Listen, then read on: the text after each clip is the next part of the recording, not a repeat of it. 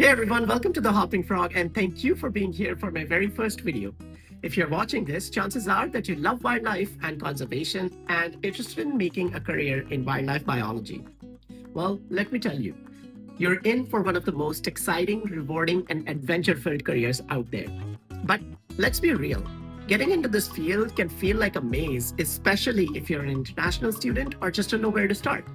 That's exactly why I'm here, to help you navigate your way into the exciting world of wildlife conservation, consulting, and biology. Well, who am I? I am Vivek Kumar, a wildlife biologist working as an environmental consultant in Canada for the past 4 years. And yes, as cliche as it sounds, I've always wanted to do this since I was 4 years old. Like many of you, I grew up watching legends like David Attenborough, Jeff Corwin, Steve Irwin, and Jane Goodall. And if you're not familiar with them, trust me, you would want to. These are the people whose work shaped the world of wildlife conservation and continue to inspire thousands. Well, today I'm sharing my personal journey with you from how I went on from studying zoology in India to becoming a full-time wildlife biologist in Canada.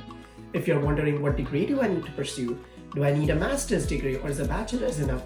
How do I gain that work experience while I'm studying? How do I land my first job? And what certifications really matter?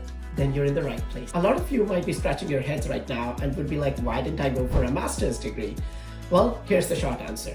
Because in this field, a master's degree can sometimes work against you, especially if you're trying to land that first job. Here's why. Number one, because you can get overqualified for a lot of entry-level positions that you're applying for.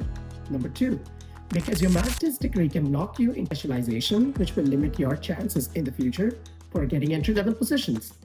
And thirdly, in the consulting world, especially, if you have broader experience, that's far more greater and potent than having a high specialized degree, especially at the start. So if you're debating between a master's degree and a bachelor's degree, I will delve deeper into this topic in the future videos. How to gain experience while you study?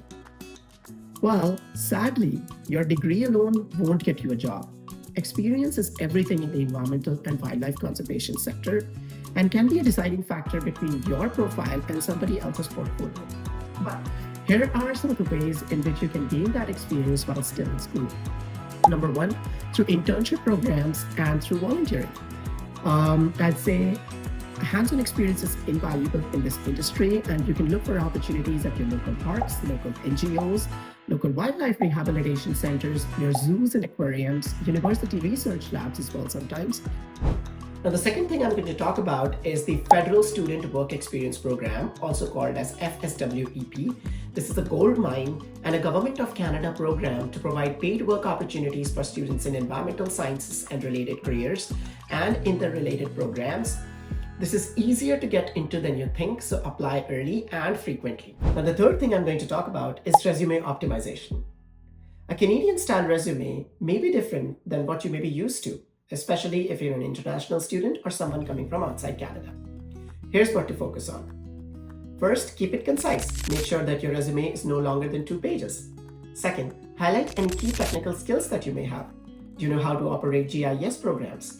Do you have any skills in species identification, report writing, or data analysis capabilities? If you have any skills in any of these sectors, please make sure that you highlight them in your resume because employers look for those skills specifically for the entry-level job postings. Third, use strong action words. So instead of just saying, I work for XYZ company doing wildlife surveys, you could say, I conducted wildlife surveys and recorded habitat data using ArcGIS and GPS. Fourth, use keywords. Every job posting is unique and has certain keywords. Use those keywords to leverage your position and to let the employer know that you're the right fit.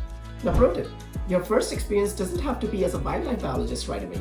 Any field experience helps. Every role adds up and helps build your credibility, your skills, your network for future career opportunities. So start. Say one of the most important things is to keep a track of every field-related experiences that you have had in your life. It could be any university course, it could be an internship program, it could even be a small volunteering gig that you did on the weekend. Secondly, get yourself familiarized with biologist in training designation, which is a training designation for individuals who are in school or university and gaining those valuable practical skills in the industry. So get a BIED, it helps you stand out.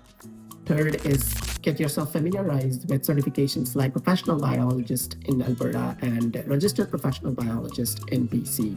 Now, there's a loophole between Alberta and BC when it comes to certifications. I'll cover that in a separate topic in the later videos. Applying to jobs is important. Networking is the game changer. It is estimated that about 80% of the jobs are not even posted online and are only filled by internal references. As an early career professional, it is always good to use LinkedIn to your leverage to connect with like-minded individuals and industry professionals. Always make sure that you're attending workshops, you're attending industry events, you're attending conferences. And remember that a referral is more powerful than hundreds of job applications. I'll be sharing the details of how I got my first job through networking in a later video. Now, let's talk about money. At the beginning of your career, say yes to opportunities and look beyond the paycheck. Experience matters more than your salary in your first role. Stay informed about your industry salaries so that you know what's fair. And after a year, you'll be in a better position to negotiate and assess your market value. Ready to kickstart your wildlife career? Well, this is just the beginning of our journey together. I'll be diving deeper into resume and job applications, field skills you need, licensing and certifications, what a day in the life of a wildlife biologist looks like, and much more. If that sounds exciting, hit that like button, subscribe, and turn on notifications so you never miss a video. Got questions? Drop them in the comments box below and I'd love to help you out. Welcome to the Hopping Frog.